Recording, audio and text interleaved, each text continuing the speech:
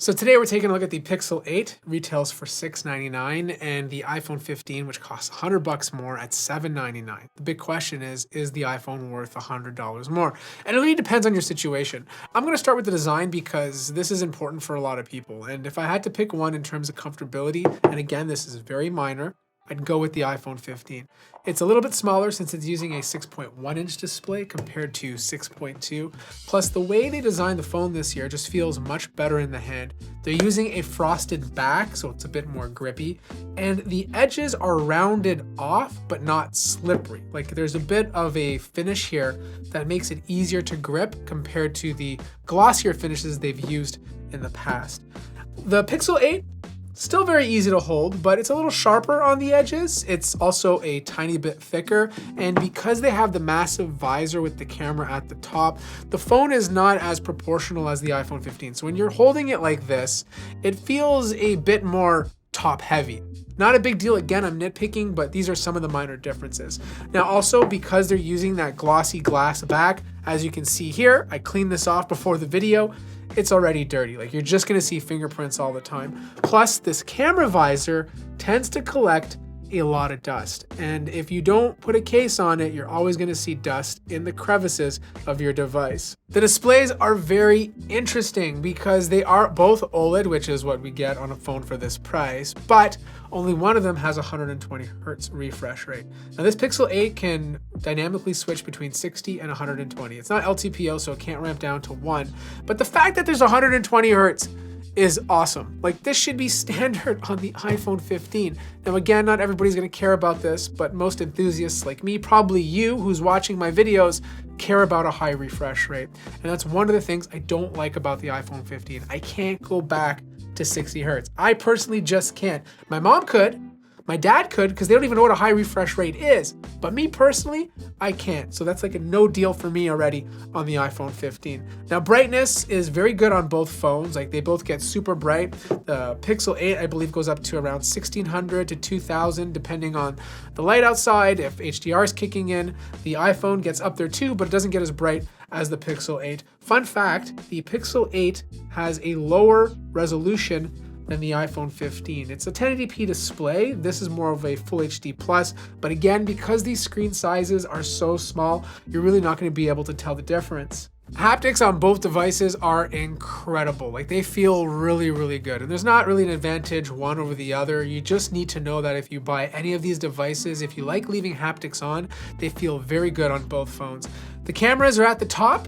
On the Pixel 8, you can now use the camera as like a Face ID to log you in securely. It's no longer a level 1 Face ID. It's now level 3, which means you can use it for like banking applications. The list goes on. The only problem I have with the Pixel 8's camera is that if it's dark, forget about it. Like you're not going to be able to unlock the phone with your face. You have to resort to using the fingerprint sensor. But with the iPhone, you just get Face ID. And no matter if it's dark or bright, it always works. And that's one thing I like about their version of it. Obviously, both phones have dual speakers. They sound fantastic on both devices, but you guys let me know which one sounds better to you.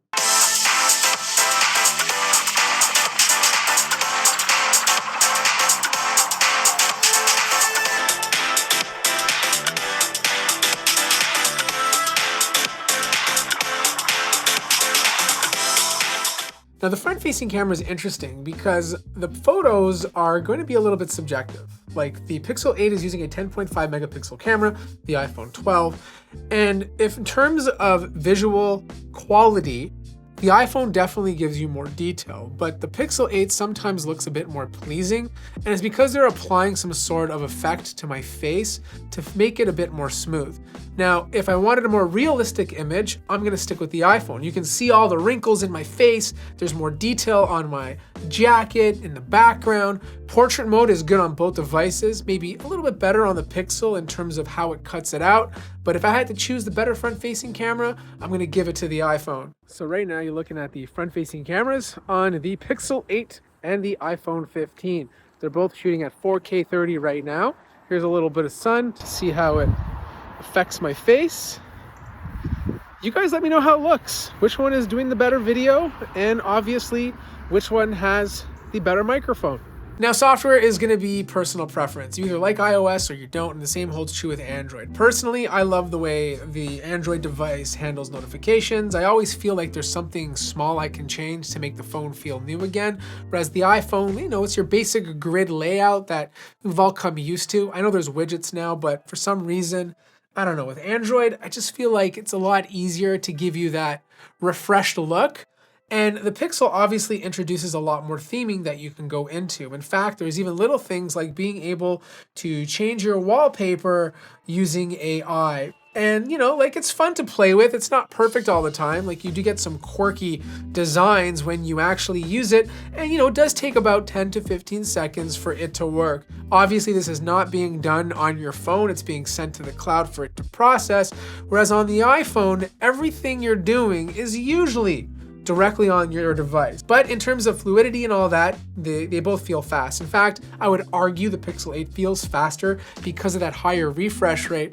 But when you actually look at the performance of these chips, the A16 is obviously significantly faster. And if you're someone who's going to be doing more intensive tasks like playing a lot of games, then you're probably going to lean towards the iPhone because that chip is just going to give you better performance. Now, both of these phones do get hot if you use it for long periods of time. If anything, the Pixel 8 gets a little bit warmer. It's not uncomfortable to the touch, it's just, it stays a little bit warmer compared to most other phones on the market. Now, if you're someone who relies on Google Assistant or wants to record your voice and then have it transcripted for you, hands down, you gotta go with the Pixel. It's just so much better on other levels. Like, the iPhone's getting better, but it's still way behind. Like, the recording option under the Recorder app on the Pixel is so good. It'll literally record everything you're saying. It will do it fairly accurately, and you have a whole transcript that you can refer to later. Battery life is very interesting because the Pixel 8 technically has a bigger battery, 4,500 milliamp hours compared to just under 4,000 on the iPhone.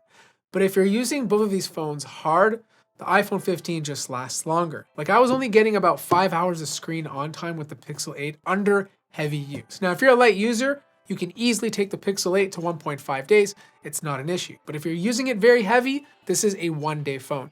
The iPhone 15, on the other hand, is a one-day phone too, but I'm a lot more comfortable using it, knowing that I'll get through the entire day without having to worry about recharging if I use the phone heavy.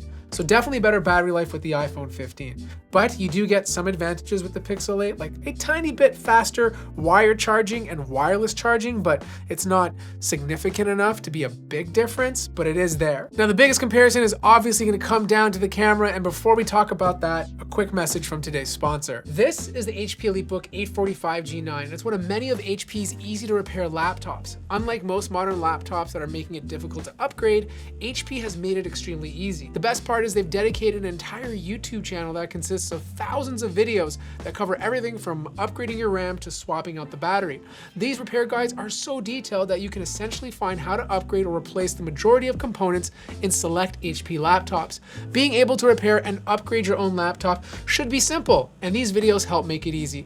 I'll place a link to the HP support YouTube channel in the description down below so that you can learn more. Now, the camera situation is very interesting because I was expecting the Pixel 8 to blow the iPhone out of the water, but it actually didn't. The iPhone 15 has a 48 megapixel wide lens and a 12 megapixel ultra wide lens. Pixel 8 has a 50 megapixel wide lens and a 12 megapixel ultra wide lens. And when it came to actual photography, a lot of it's subjective. Like, some of you might prefer the Pixel over the iPhone 15, but straight out of the camera, the iPhone 15 tended to look a bit more pleasing. It was contrastier. It had a bit more yellow to the photos. A good thing if it's like a bright day. It just was more pleasing to post immediately compared to what you got on the Pixel 8. Like, don't get me wrong, the Pixel 8 does have better dynamic range. Like, there were times where I take a picture directly in the sun and you can see more in the shadows with the Pixel 8, but I think straight out of the camera, the iPhone 15 does a better job. Portrait photography is interesting though, because I found that the Pixel 8 did a better job with cutting out the image, whereas the iPhone 15 tended to look a bit more pleasing on the subject, but again, it's probably gonna come down to personal preference. But I did find digital zoom to be better on the Pixel 8, even though it only goes up to 8 times digital zoom compared to 10 on the iPhone. When you get that far and super zoom kicks in, the shot just looks significantly cleaner than what the iPhone is capable of. But some of the big differences do come down to nighttime photography. And again, it's sort of the same story. Contrastier, warmer image on the iPhone, cooler toned on the Pixel 8. Exposure, fairly similar on both devices, but again, if you're pointing the camera at a glare, I did find some purple fringing with the Pixel 8 compared to none on the iPhone 15, which is weird because on the Pixel 8 Pro, there was no purple fringing at all, which it solved compared to last year's Pixel 7 Pro. But there was more detail using the iPhone 15 at night and had less trouble getting the shot compared to the Pixel 8. Sometimes the shots were just out of focus, whereas the iPhone 15 didn't struggle with that. I also noticed that it takes longer for the photo to process when the picture is taken on the Pixel 8. Maybe some of that's going to the cloud, or just because the processor's slower, it tends to take longer. But if you want that image quickly, the iPhone 15 is gonna do it for you. As for 4K video, it's the same story as we hear every year. The Pixel 8 has gotten way better than it used to be, but again, the iPhone 15 does take more pleasing video overall. As for action mode, the Pixel 8 can do it, but it can only do it up to Full HD 30, whereas the iPhone can jump up to 2.8K 30. So not only do you get a cleaner looking video, but the stabilization also tends to be a tiny bit better. But the coolest thing about the Pixel 8 is the ability to change the way your picture looks afterwards. Now, there's a whole argument behind this on whether the photo is no longer a real photo and it's some sort of fake generated AI image, but you can technically do all of this in Adobe Photoshop, but it saves you the time on moving these photos to your computer. Now, both the iPhone and Pixel 8 can blur and unblur the background, but the Pixel 8 has so many features. You have Best Take, which allows you to choose the best face in a picture you just taken. So if you're not smiling properly, it might find an image where you did, and then you can use the face of that image instead of the first one. You have the ability to remove objects in the background. You have the ability to highlight an object and move it anywhere in the picture, plus a lot of other tools that allow you to manipulate your image. But look, what you buy really comes down to your personal preference. I know the Pixel 8 now has 7 years of updates, but let's be honest here, okay? Do you really think the Pixel 8 is gonna last 7 years? Probably not. I'd put my money on the iPhone. Now, Apple doesn't announce how many years of updates they give, but generally it's anywhere from 5 to 6 years, which is more than long enough. And if I had to bet money on which phone is gonna last longer, it's obviously the iPhone. So if you're someone buying these devices and you're keeping your phone for 5 or 6 years, personally, I would definitely go with the iPhone. Now, I can't use a 60 hertz display, and I upgrade my phone every 2 years if I was a normal consumer. So personally, I would go with the Pixel 8. That's just me. But it really comes down to the features you want and what ecosystem you're built in. Like if you're using a Chromebook and you have a Google tablet, then go with the Pixel. It just makes a lot more sense. But if you're already embedded into the Apple ecosystem, this iPhone is going to unlock more features that will be beneficial to you than switching to an Android device. Now, if you have any questions, let me know in the comment section down below. Like the video if you liked it, subscribe if you haven't already, and I'll see you guys in the next one.